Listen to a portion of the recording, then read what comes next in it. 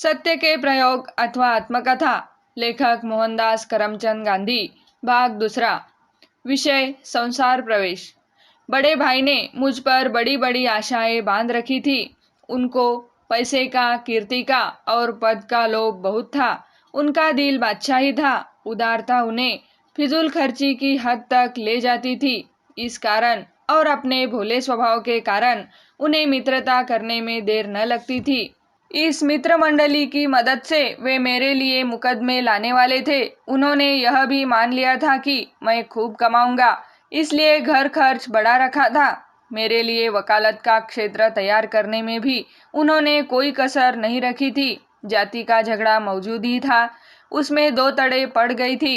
एक पक्ष ने मुझे तुरंत जाति में ले लिया, दूसरा पक्ष न लेने पर डटा रहा।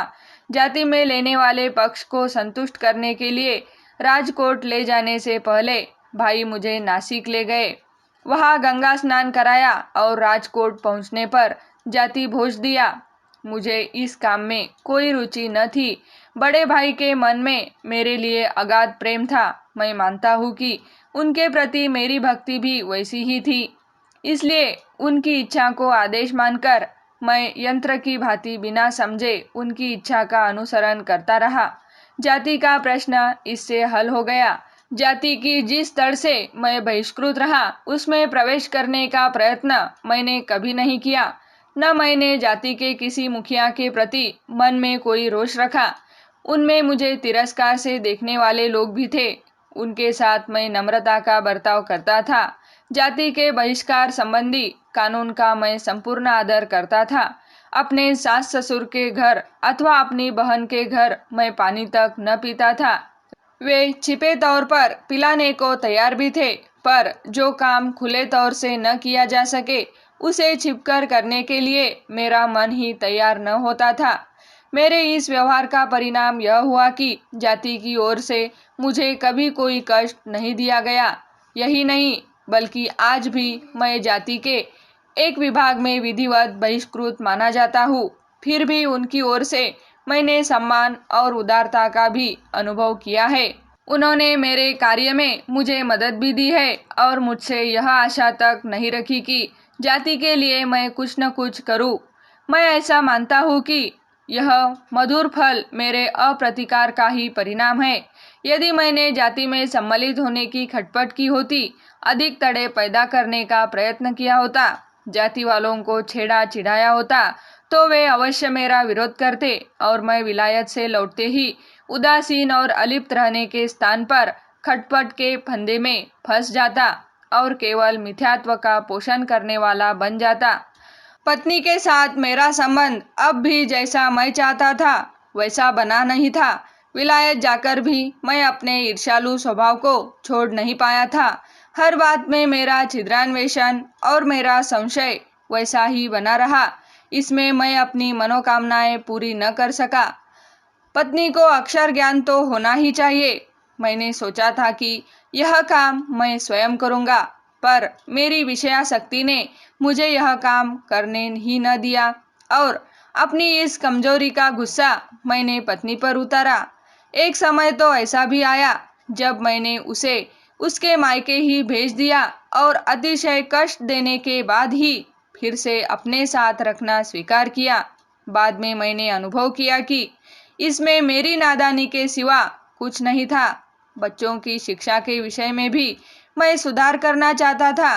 बड़े भाई के बालक थे और मैं भी एक लड़का छोड़ गया था जो अब 4 साल का हो रहा था। मैंने सोचा था कि इन बालकों से कसरत कराऊंगा, इन्हें मजबूत बनाऊंगा और इन्हें अपने सहवास में रखूंगा। इसमें भाई की सहानुभूति थी। इसमें मैं थोड़ी बहुत सफलता प्राप्त कर सका था। बच्चों का साथ मुझे बहुत रुचा और उनसे हंसी मजाक करने की मेरी आदत अब तक बनी हुई है। तभी से मेरा यह विचार बना है कि मैं बच्चों के शिक्षक का काम अच्छी तरह कर सकता हूँ। खाने पीने में भी सुधार करने की आवश्यकता स्पष्ट थी। घर में चाय कॉफी को जगह मिल चुकी थी। बड़े भाई ने सोचा कि मेरे विलायत से घर लौटने के पहले घर में विलायत की कुछ हवा तो दाखिल हो ही जानी चाहिए। इसलिए चीनी मिट्टी के बर्तन, चाय आदि जो चीज़ें पहले घर में केवल दवा के रूप में और सभ्य मेहमानों के लिए काम आती थी, वे अब सबके लिए बरती जाने लगी।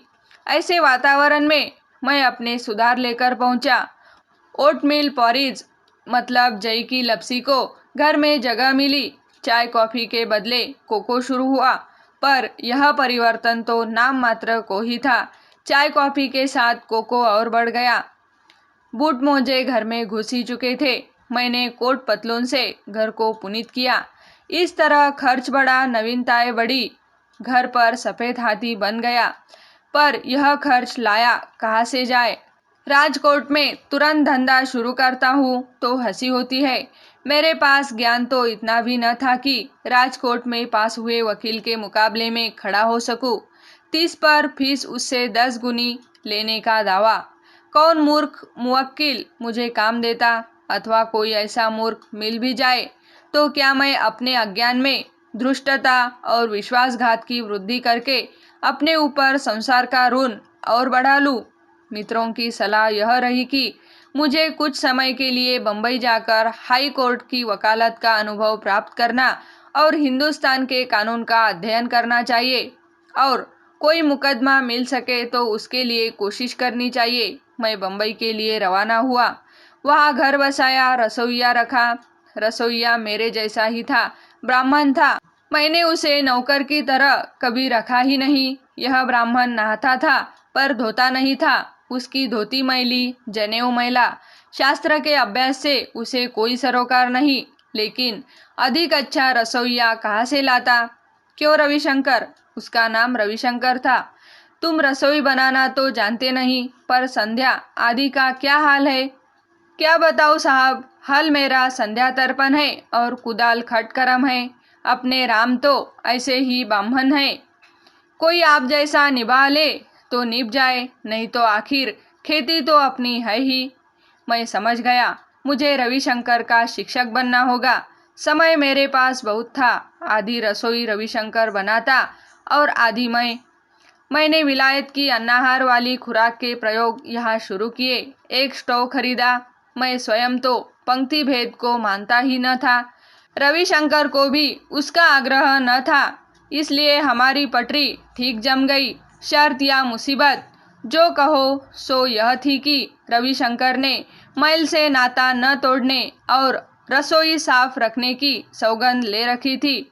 लेकिन मैं 4-5 महीने से अधिक बंबई में रह ही न सकता था, क्योंकि खर्च बढ़ता जाता था और आमदनी कुछ भी न थी।